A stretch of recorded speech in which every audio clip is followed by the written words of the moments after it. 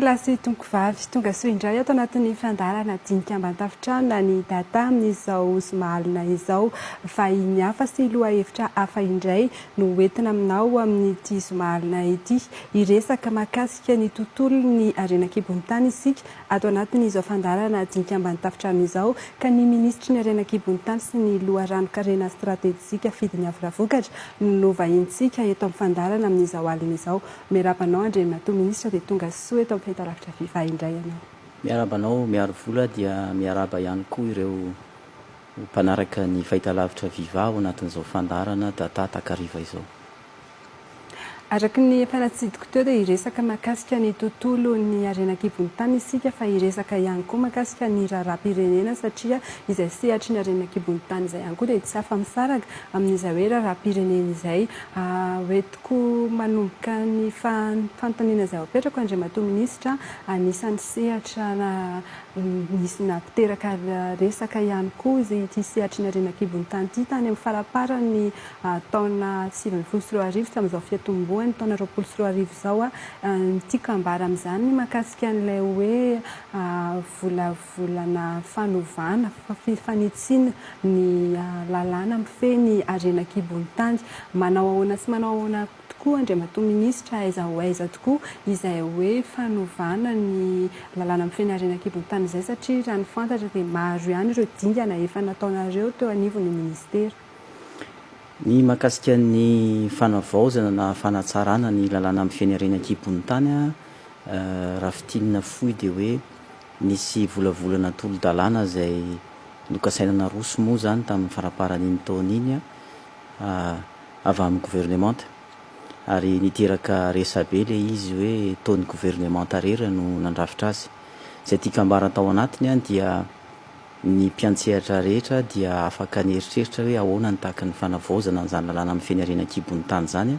fa ny fanjakana aloha zany dia nandroso ny azy hoe iny volavolana lalàna ho fantsiana sy famenona ny lalàna mifeny arenan-kibon'tany iny no kasaina naroso. Izay no nitarika ny atao hoe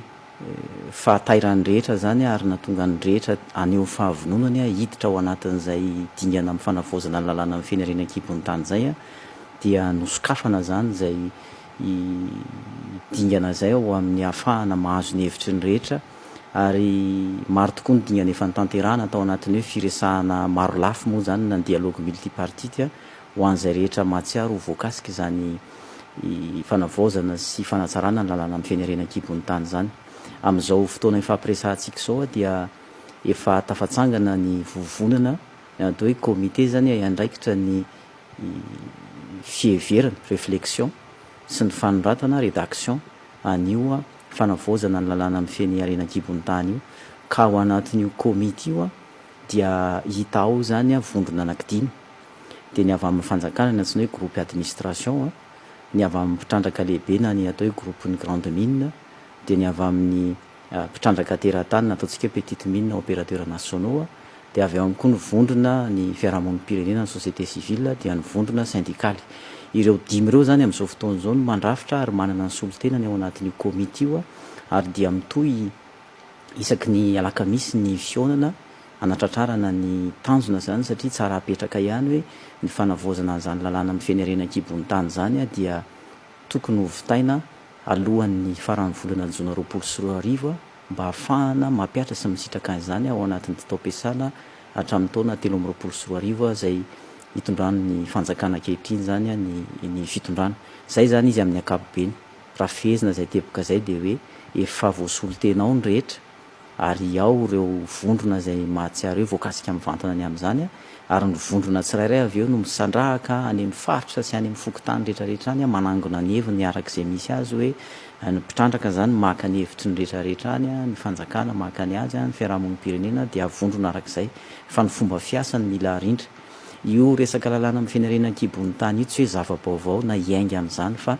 efa antaonany maro ny heveran'ny rehetra ny mahakasika an'io ka heverina rehefa samy vonombonina ny atao-takevitra fa dia ny fanakambanana azy ngamba ny zava-dehibe ary ny tanjona dia izay hoe ny fampandrosoana ny firenena zany arak'izay hafanganam-pandeha tokony hisy kosa fa tsy hijanonana ela tahaka ny hoe fitondrana teo aloha roa taona ianao mieritreritra hanavao ny lalàna amin'ny fianarena kibony tany avy eo lisy tena tsy tafavoaka hatramin'ny farany mihitsy. Anisan'ny resaky ny olona mahakasika an'izay hoe fanavaozana ny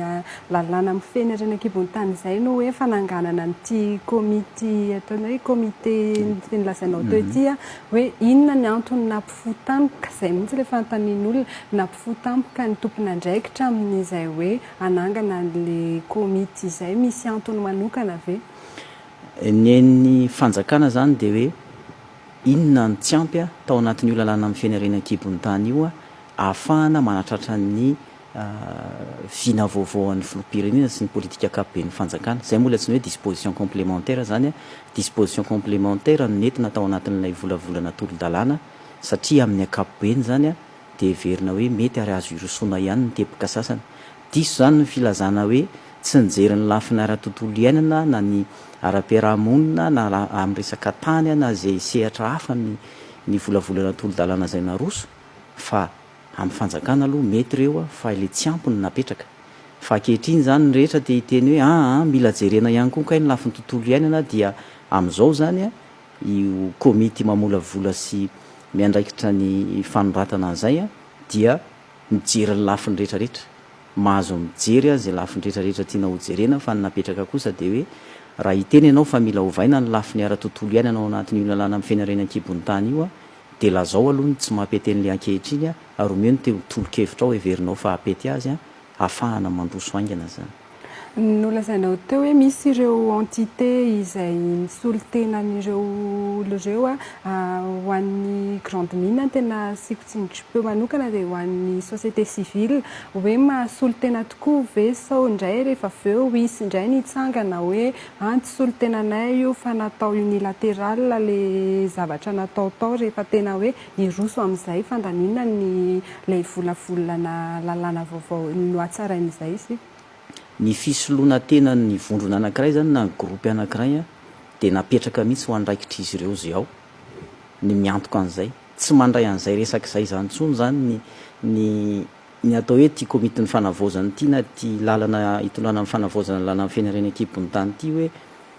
isy teny iray hoe izay tsy tafiditra fa rehefa hoe administration groupe ny administration dia efa izay ny miantoka ny hoe voajery hatrany amin'ny tompona andraiki-panjakana any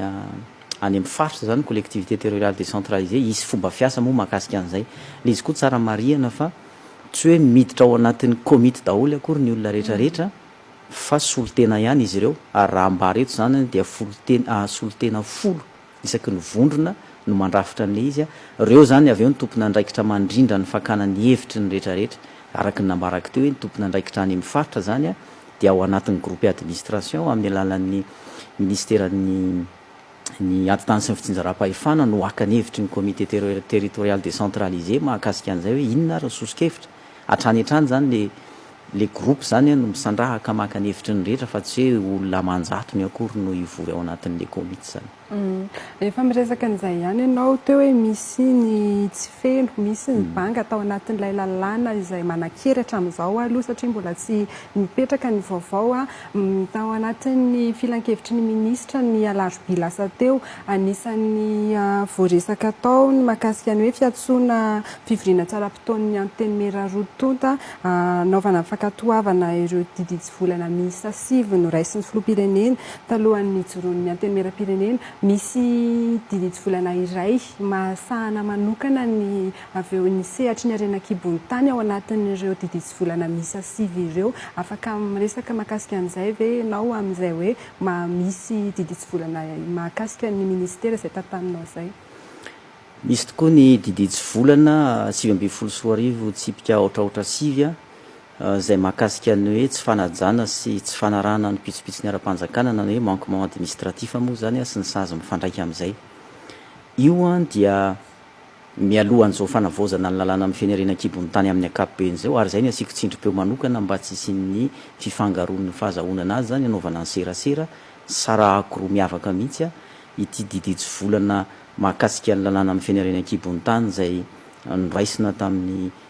alalan'ny diditsy volan'ny filoham-pirenena ity dia maneho fahabangana lehibe tao anatin'ny lalàna amin'ny fianarena kibony tany. Inona moa le banga? Rehefa mahita tsy fanarahan-dalantsika fitrandrahana anankiray tsy ara-dalàna mandravarava manapotika ny tontolo iainana manimba ny fiarahamonina dia talohan'ity diditsy volana ity a dia jerem-potsiny oatra ny tanin'alavona inona ny dikany hoe jerem-potsiny oatra ny tanin'alavona atao fotsiny ny fanakatonana n'ilay fitrandrahana dia alaina ambavana izy ireo a dia alefa any amin'ny fitsarana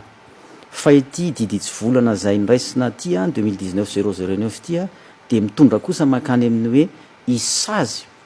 ary atao hoe sazy ara-bolana atao hoe sanction pécuniaire moa zany a zay ho alohan'ny olona tratra manao an'izany ary zay tsy fanarahan-dalàna rehetra zay hita manomboka eto zany a dia isen'izay sazy a ara-bola sy ara-panjakana zay ho takiana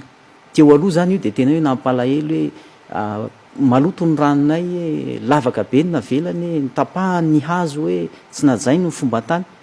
tsisy ninina azontsika atao fa tsy nijery sy nanakatona izany a fa amin'ny alalan'ity diditsy volana ty zany zay niraisina ty a dia afaka manao fanenjehana mazava mihitsy ny azo atao mandohonitra ara-bola somatsara mihitsy izy zany amin'izay fandravana sy fampotehana ny entiny zany tsy fanarahan-dalàna zany. Inona no natonga ny hoe niantsona mihitsy ny anty session extraordinaire ity tao anatin'ny filan-kevitry ny minisitra ataoko hoe tsara toerana ianao satria mpikambana anivon'ny gouvernemanta dia izay ny antony antaniko anao mba hazava hoe inona tokoa moa no antony niantsona an'izay fivoriana tsy ara-potoana izay. Fantatsika tsara moa zany fa nomena n'ilay fahefana feno ny filoham-pirenena nanomboka tamin'ny 13 febroary 2014 mandrapitsanga ny antenimieram-pirenena zany hoe fahefana teo amin'ny 5 volana sy 3 andro teo a andray diditsy volana zany a arak'izay verina fa tokony ilaina eto amin'ny firenena